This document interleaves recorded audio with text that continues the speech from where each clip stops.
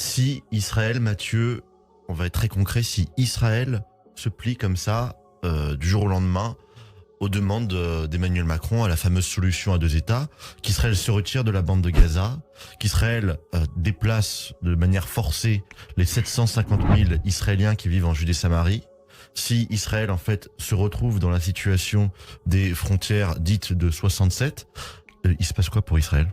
Alors déjà la Judée-Samarie s'appelle la Cisjordanie. Selon le qui droit international. Ouais, et le droit international, Le plan de partage de l'ONU, le droit le plan de international. partage de l'ONU, Judée et Samarie, relisez le droit international. C'est la Cisjordanie.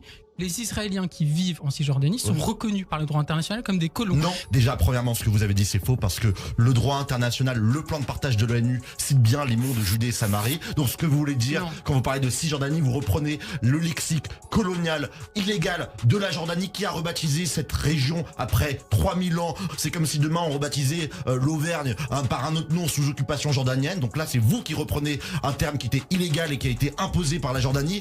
Deuxièmement, vous avez dit que les Israéliens qui vivaient en Judée-Samarie étaient des colons. Le terme colon n'est pas un terme légal, c'est un terme politique. Il n'y a pas de notion, laissez-moi finir, il n'y a pas de terme de colonisation. Il y a en revanche dans la Convention de Genève le terme occupation, donc vous confondez les termes. Et troisièmement, excusez-moi de vous dire que c'est pas parce que au regard des avis qui ont été formulés par la Cour de justice internationale, un avis consultatif non contraignant sur la pseudo-illégalité de la présence des Juifs, des Israéliens en Judée-Samarie, ça n'est pas parce que leur regard est celui d'une occupation illégale, Mathieu, que les civils, en tant que civils, ne sont pas aussi protégés par le droit international. Donc, en fait, ce que vous révélez là, en disant non mais ce sont des colons, ce que vous révélez, c'est qu'en fait le droit international doit profiter à tous, sauf aux civils israéliens. Non, donc maintenant, je veux juste ma réponse. Qu'est-ce que deviendrait Israël si il se pliait à votre plan et à celui d'Emmanuel Macron? Il signerait son arrêt de mort. Voilà. Simon.